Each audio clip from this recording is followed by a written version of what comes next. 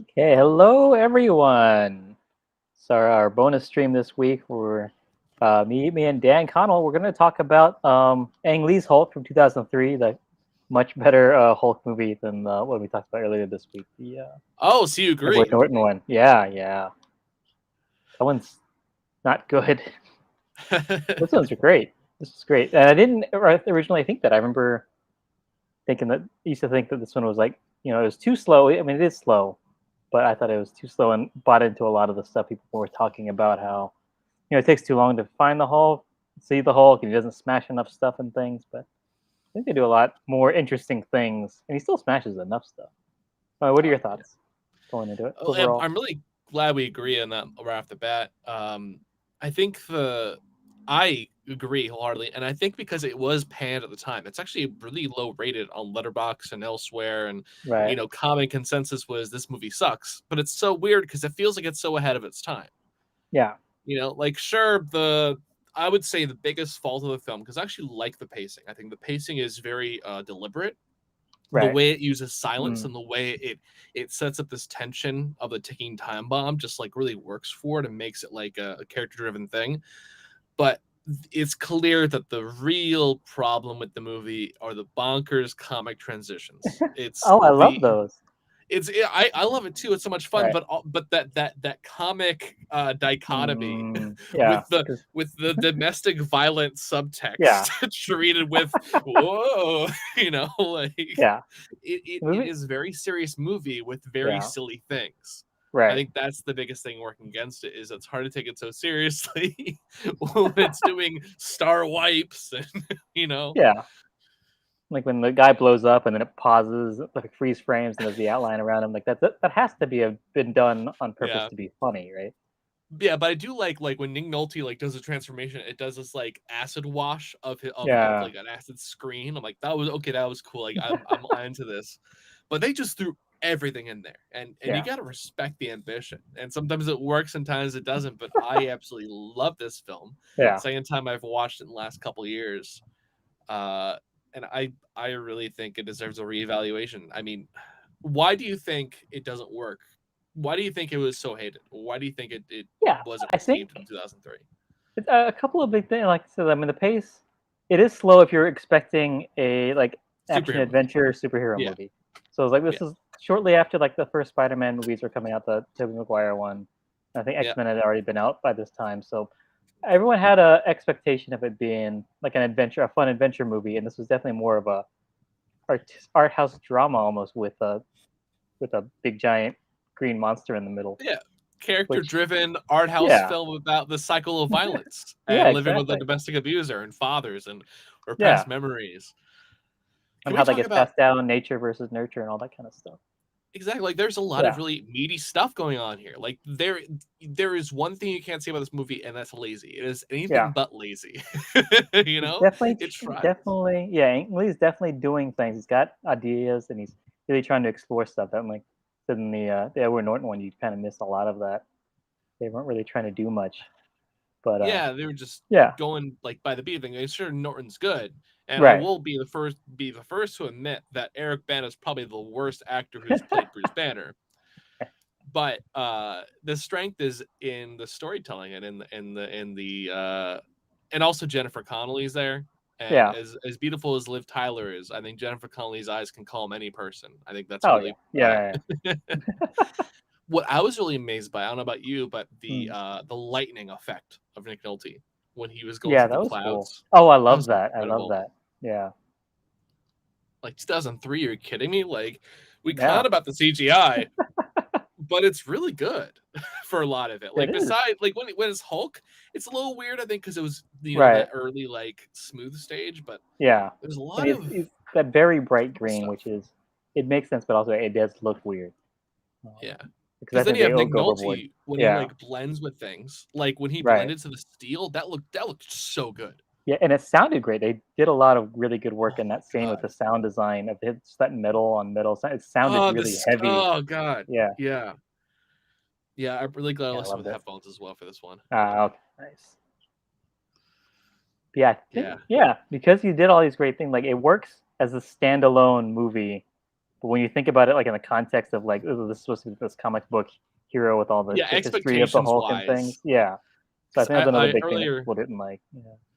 earlier I told a friend I watched it, and he was like, I haven't seen that since my friend's 10-year-old birthday party. Oh. And he was like, I hated it. I thought it was the worst movie I'd ever seen. And I was thinking, like, yeah, I don't think any 10-year-old's gonna love this. I mean, I Yeah. did, but I don't think it's designed for preteens to enjoy. Like, it's Yeah. not a children's film by any means whatsoever. Right. It's almost aggressively anti-children's film. Yeah. I found that so interesting. Yeah. Like I said, with all the domestic violence stuff, like it's pretty heavy for a kid to try to watch that Really because heavy. so And much of that Nick happens in that Nolte, first act. Yeah. Nick Nolte, I would say second to Willem Dafoe, Mm. is the scariest, most frightening, realistically unhinged Yeah. Marvel villain we've ever seen. You know, because there's the villains you sympathize with, they're the villains who are fun to watch, and then there's just then there's just fight or flight response, which I feel like Yeah. is triggered by Willem Dafoe, who's still too much fun to watch, and Nick Nolte, who you just want to die immediately, but in Yeah. a compelling way. You know? Yeah. Because I mean, Willem Dafoe really does like the crazy unhinged thing really well, and I think Nick Nolte he does like that old bastard thing. You're like, oh god, I can't believe this guy's been around so long without getting his ass kicked all the time. Kind of Willem a thing. Dafoe is unhinged, but Nick Yeah. Nolte is so unpredictable, it puts you on edge. Yeah. Because he literally could do anything at any given moment. He just ready for it, I guess. Yeah. Like the line delivery of "Watch me, now watch me go" as he like bites into that, like Yeah. just absolutely batshit. Yeah. But at the same Totally time, it doesn't committed. feel like too Yeah. much. It feels Right. like, yeah, God. And the way the whole scene is juxtaposed against the black background to just like accentuate them as like their confrontation. Yeah. God. And just that the whole final fight scene between them, it's so different than any other superhero movie So where different. it's not just them flying around and punching each other. There's a lot of that, but like so much of it is just the whole not being able to use his power. Like, I mean, I just loved at the end where when Nick Nolte becomes the water and the Hulk is just like drowning in him and like stuck Yeah. in like his father's bullshit and like the only way to win is to like let go of his anger and his trauma and stuff like that. It was a very powerful way of defeating the enemy of not being fighting him. And can you Yeah, you don't imagine ever being see a teenage boy and seeing that scene and be like, what the fuck is this? I want a superhero movie with them punching each other. Yeah, he's supposed to be smashing things. I can see how in that way it's extremely anticlimactic for Right. what you would want from like an MCU type movie, because it's Yeah. the closest in the MCU to this I would say is honestly Eternals, not to the same degree, but I would say tonally this is the closest that I found Oh, okay. within this thing. I mean, I'm talking about mainly like the final fight being very much of a god type fight that's Right. focused on the materials and trying Oh, to change okay. things back, right? Right. The whole coming to terms with how you've affected the world. Like I feel like that's the closest it gets to that Yeah. heaviness. I don't know about you. Cool. Yeah, I Because haven't seen the Eternals actually. oh, okay. Couldn't tell you Well, about Eternals. Yeah. hoping I didn't spoil too much. I Yeah. would say if you watch it, like, oh, okay, I can see what he's talking about. But is there any, besides maybe the Raimi Spider-Man, is there any other Hmm. superhero movie you've seen that's like this? That is this level of like there's a stylistic level, but then Right. there's also the deep subtextual level going on. Yeah, I'm trying to think. Like, it doesn't really strike me. 'Cause I think about how much in this where Ang Lee chooses to use like the monster and the Hulk is power. It's like this big symbol of all of that, sort of toxic masculinity, trauma stuff. And like, I can't think of another superhero movie where the hero's power is treated that way. And where the love interest is afraid of him and Yeah. afraid of that. Like I don't think Hulk is ever treated with fear after a little bit in any Right. other iteration. Yeah, because there's the times, especially like even there's the one scene like it's just Eric Bana and Jennifer Connelly. They're talking and like he ends up right before he hulks out. He grabs her by the throat and you're like, oh shit, this is real. And you can see this is how he's being affected by all of this.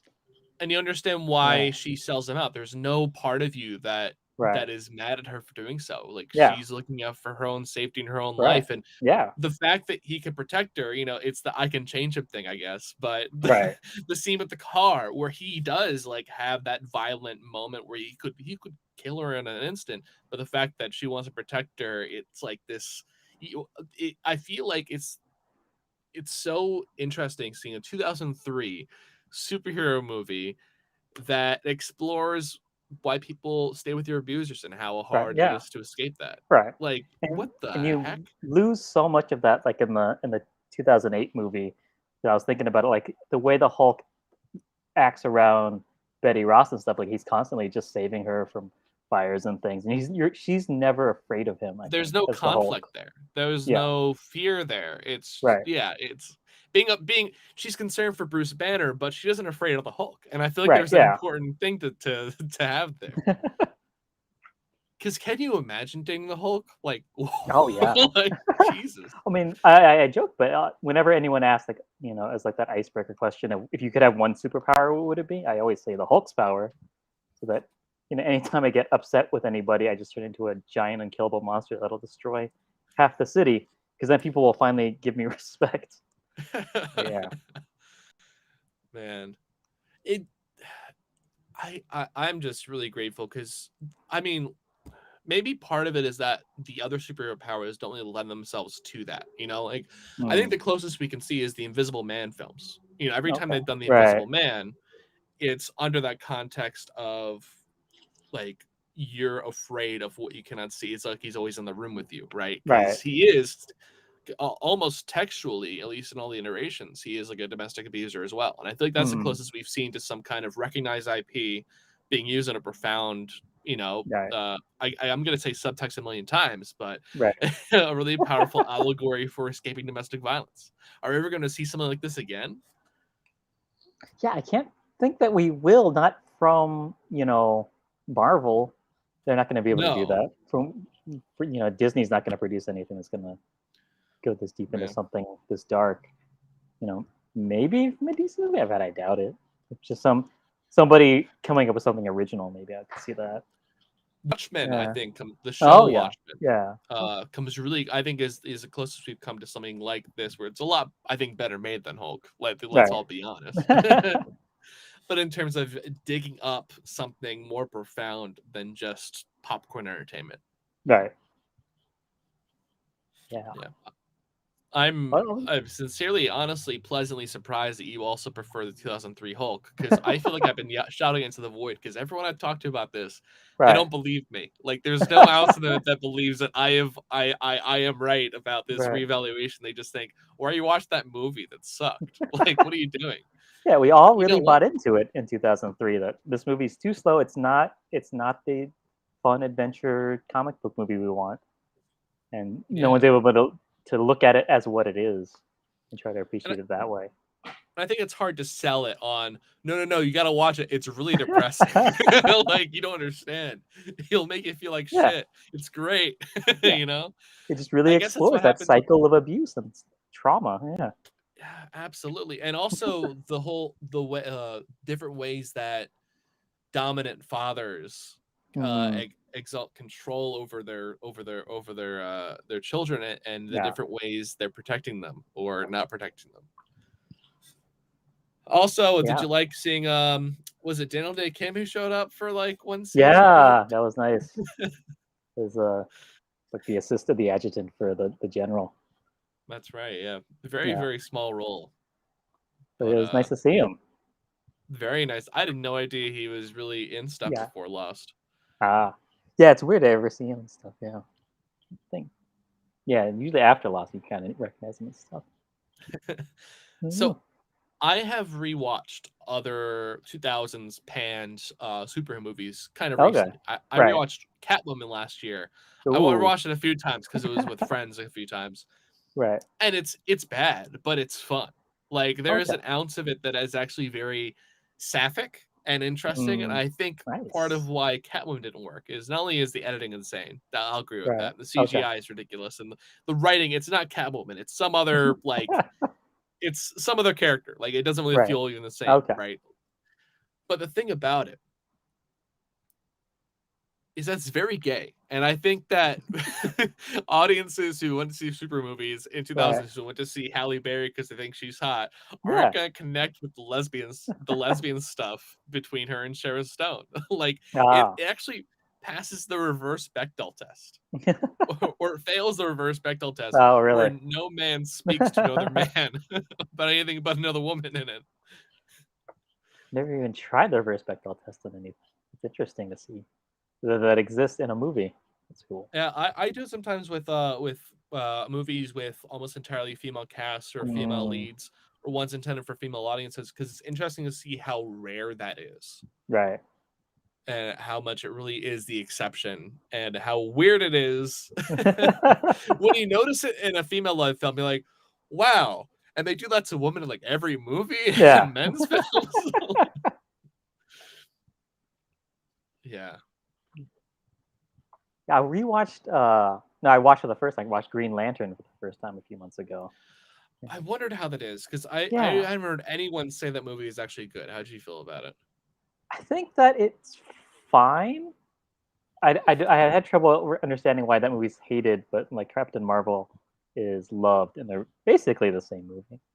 But But they have the same powers. Yeah. I feel like the CGI was the biggest pan thing, right? Yeah. There's too much CGI, and then you just kind of have to let go of that or hate it for that.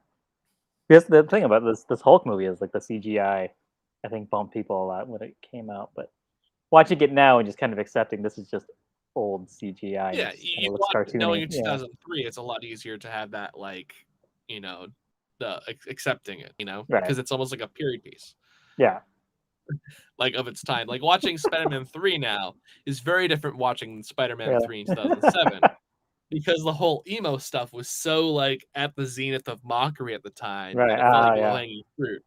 And now it feels like, oh no, that's actually what Peter Parker would think is cool, and like he's a piece of shit. Right. And you give anyone, even if they're this meek dweeb, power, and they can become a megalomaniac and an egomaniac and be a complete asshole. Yeah. And we don't see that happen in enough movies, I don't think. Like Yeah. they aren't allowed to be assholes at certain points. But yeah. Yeah. I say likable.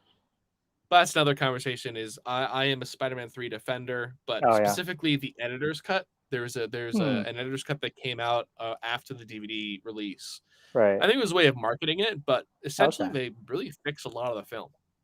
They rearrange some scenes when things happen, Hmm. added in deleted Sandman scene, and it really comes together in Okay. surprisingly Nice. satisfying ways. That's All my right. plug, is to check out the editor's cut of Spider-Man 3. It's better than you think, Yeah. which doesn't Want sound to? like a good selling point, to be honest. Yeah, I haven't watched it in a long time. I wanna revisit and give it a chance. So I think as we start going through the MCU Spider-Man movies, we'll start doing bonus streams where we talk about the Excellent. non-MCU ones. Yeah. I'll be 100% down for the Spider-Man 3 one. I'm down to Nice. watch it again, and Yeah. I'll send you the editor's cut because that's available Cool. on YouTube, but I Okay. may or may not have a way of sending one to you. Oh, right on. Down with that. Yeah. Yeah. And So I didn't realize until yeah. you invited me, and I saw this picture that's behind Right. us. Mm. So I looked at Google and I looked at the cast. I said Ong Lee plays the Hulk. I'm like, Yeah. that's a funny joke. Like that's clearly an algorithm mistake. That's not real. Yeah. But he really did do a lot of the motion capture for the Hulk. It did. Yeah. Because it was just he was having too much trouble trying to describe how he wanted the Hulk to Oh, right. do things. Is there a He's language barrier Taiwanese. or? Yeah. Like he's Taiwanese. I think he got started doing his first films in New York, but yeah, he could tell when he talks to him that he's got a pretty thick accent. So it's definitely English is a second language for him. So when it came time to do the Hulk stuff, he would just put on the motion capture suit and just do the things that he wanted, the way that he wanted the Hulk to do it. That makes so much sense because I Yeah. can just imagine him like them really trying to work with Andy Serkis and other type, just Right. trying to like put it to words, and you gotta like, and then he's like, I want to just do it myself. I'm I'm already just doing it. doing it already. Yeah.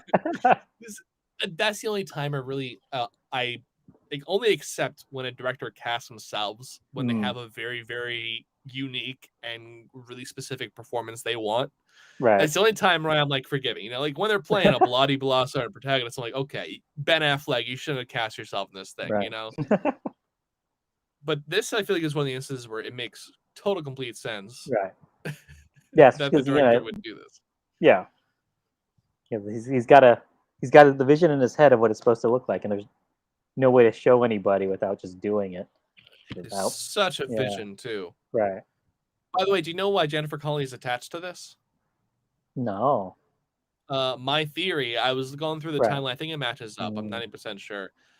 Joe Johnston was originally the director for this, and he Oh, had okay. just made The Rocketeer Right. and Oh, with Jennifer Connelly. So right. I think that's where she got first got attached, and then the director kept shifting around. That's another movie I need to revisit. I haven't watched that since I was a kid. That's a good one.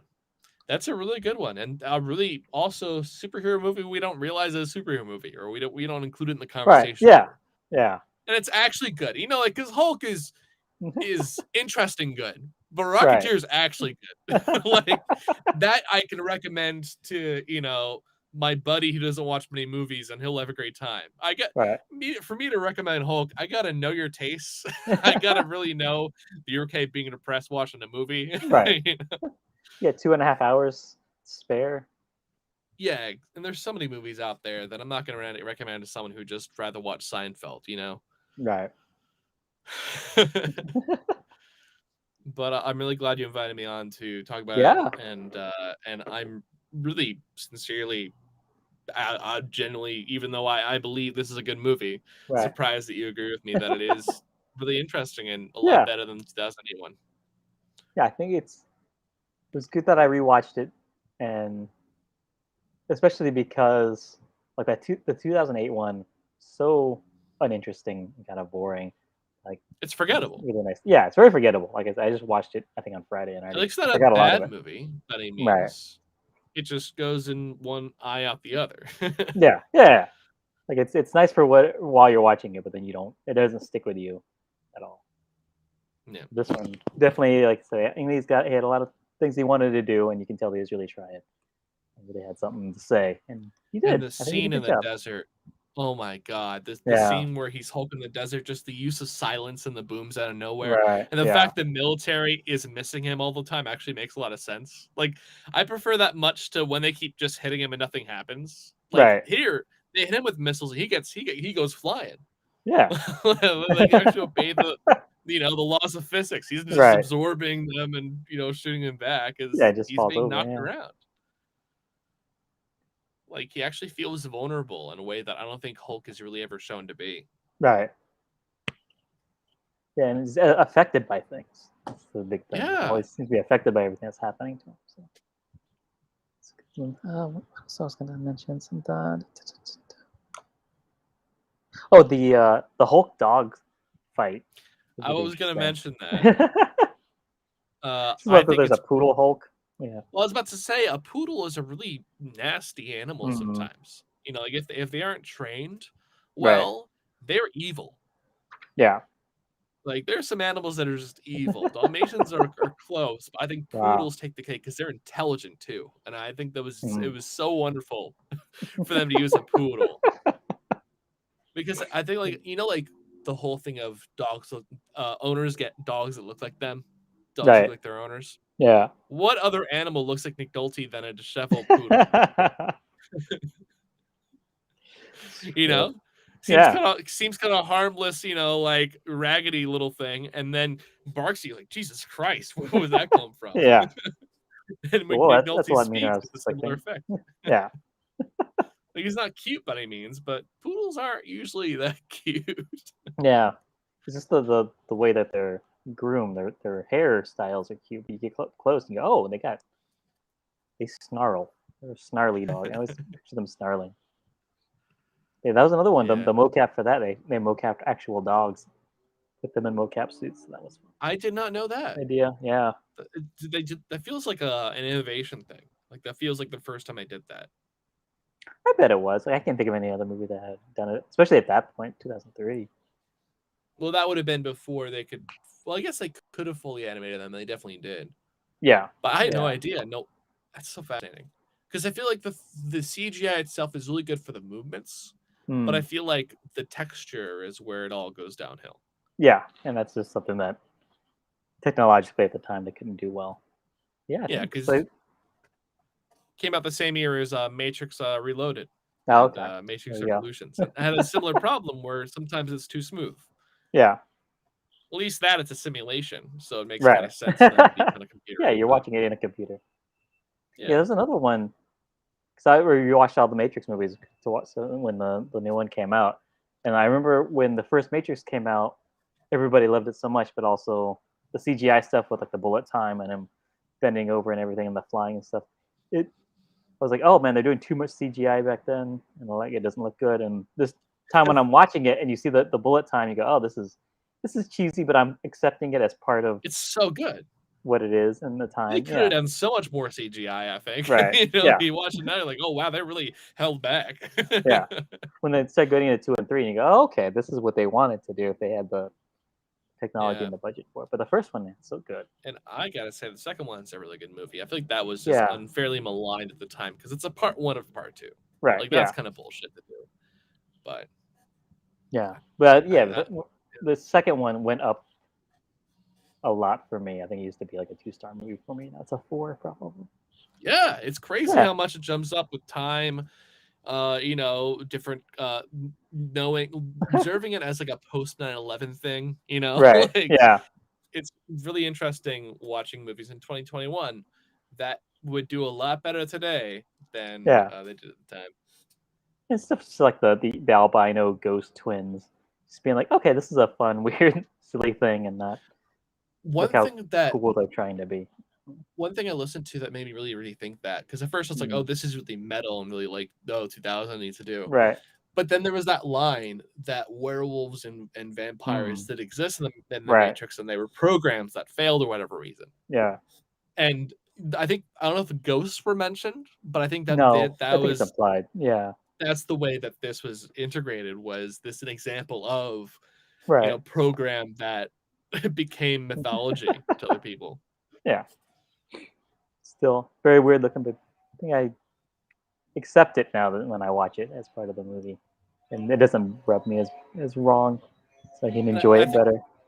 speaking of, I think the thing that connects that movie and this movie and what makes them so incredible today is not only are they incredibly stylish and really bold, Right. like, but the thing is, they are clearly the vision of a single person Mm, or a single or two people, right? Like it's right. very Yeah. clearly not made by committee.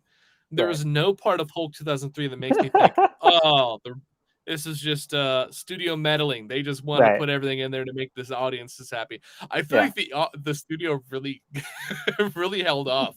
Yeah. So I was watching some of the behind the scene videos like about the mocap and stuff. When they were talking like the dogfight scene, the people from ILM were like, this is gonna be way too expensive for all the stuff he wanted to do. And like they show like clips from like the meeting with him and trying to talk him down and stuff. And he's like, okay, well we're only gonna be able to do like 20% of what I wanted to do. So it's only gonna be the best stuff that I Wow. wanted to do. So like Now I want to see what he wanted to do. yeah, I know. Crazy. But I guess they didn't want a dog murdering hero because I think Yeah. that's really Well, portraying it too. Is we think he of does Hulk as a kill a couple hero, of them, yeah. but He's he's indefensive. really just Bruce Banner is the hero. Right. Yeah, It's a monster movie. It's exactly. like a universal monster movie. Yeah. And then they've described it kind of like it's basically like the Wolfman kind of a thing where he transforms into this Yeah, monster. Yeah. yeah, absolutely. Yeah. Which when was the last time they made a good werewolf movie? Yeah. Ginger Snaps? So I That's mean like that. Dog Soldiers is a good one, but that's not you don't really care about the werewolves in that one. It's It's so more of a weird yeah. how long it's been since they've really tried werewolves properly. Yeah. Like Underworld, sure, like very campy, but they went for it. Yeah. Twilight definitely went for it, but I feel like there Yeah. hasn't really been an iconic, like universally received werewolf movie the Right. same way we have for vampires or for Yeah. ghosts or other mythology. Yeah. But Wolf Cop is out there. Which I don't know if it's a good movie, but it's a fun movie. I like to listen to that. Yeah. It's So the behind the scenes, were there any other times the oh, yeah. studio was like trying to tell them no that you saw, or just that one bit? Just that one Or was thing it is really I saw. Yeah. interesting? And then right after this, his next movie was Brokeback Mountain, Nice. which have you seen? I've seen parts of it on TV, and then it got permadeath in my 2020 uh, movie selection game, so I'll never actually watch the whole thing. Oh, wait, that permadeath applies to your entire life? Yeah, yeah, yeah. That's the permanent part of it. No, it's so good. How dare it would it lose to? I want to say Birdcage. Okay, all right. Man, Yeah. Also, the that's second Spider-Man movie of the new ones, the one where Spider-Man goes to Europe, that one got permadeath, so I'm not going to be able to watch that. So you didn't see the new one yet? No, not yet. Okay, very fair. Yeah, but 4th of July, I think it might be the first time I watch it. That'll be fun. That's a Yeah. Spider-Man is always a good summer watch. Like it's a very Yeah. summertime kind of feel. Yeah. Hey, any other Hulk stuff to talk about? I think that was all I had on my notes. I was ready to defend a lot more, but let me just read Yeah. my haiku Okay. reviews. Oh, yeah. Because one thing I do in all the films I watch is I write haiku reviews. I'm going on. I'm definitely in the 2000s now in Wow. terms of haiku. I'll have to no. It's yeah, because I rewatch some films over and over again. Right. Wow. It's How up long there. have you been doing that? Since 2017. Okay. Wow, that's Because I 2004 see about years is a lot. Yeah. I see an average of like 360 movies a year, and that's been about Yeah. 5 years. Wow. Maybe I have the math wrong. Either way, Right. I'm making a lot of Still haiku out reviews. there. That's a lot. Yeah. Over 1,000 at least. Yeah. Anyway, so when I watched it last year on the 7th of January 2021, Right. I wrote 3 haikus. I gave it 4 stars. This movie is good, inventively chaotic, also Freudian. Core themes are trauma, going no contact with dads, repressed memories. Campy transitions, a breath of fresh fucking air, dare to be different. Yeah, that's perfect. And then I rewatched on the 12th of January 2022. I guess the annual tradition now. Yeah, it's January. Great. I give it New 3.5 Year's movie. stars Yeah. and a heart. Bold use of silence, overambitious style, grounded with subtext. Yeah, that's great. That's perfect. It captures it perfect. Yeah, I try my best, and I feel like I'm still young as the void. I really hope anyone who watches this believes us. Yeah, but maybe it'll just remain a cult thing. I really want to talk to anybody that really thinks that the Edward Norton Hulk is better than the Ang Lee Hulk, and actually have them watch both in the same week and really defend it. I think I don't that's really the kicker is when you do a side-by-side comparison, and nowadays I think it's really clear how maligned unfairly Ang Lee Hulk is. We just kind of have to get through that first 40 minutes because it does feel like when something's going to happen. Setup. Yeah, a lot of setup. But I think it pays off. Yeah. All right. Thanks for joining us tonight, Dan. Everybody, thank you for watching our bonus stream. We'll be back on Monday night for Iron Man 2. And Dan, I'm not sure when we have you on the schedule again to join us, but you'll be around as we keep going through all the MCU movies. That's right. Definitely for Spider-Man 3 and other things. So everyone, thank you for watching, and we'll catch you on Monday. Bye.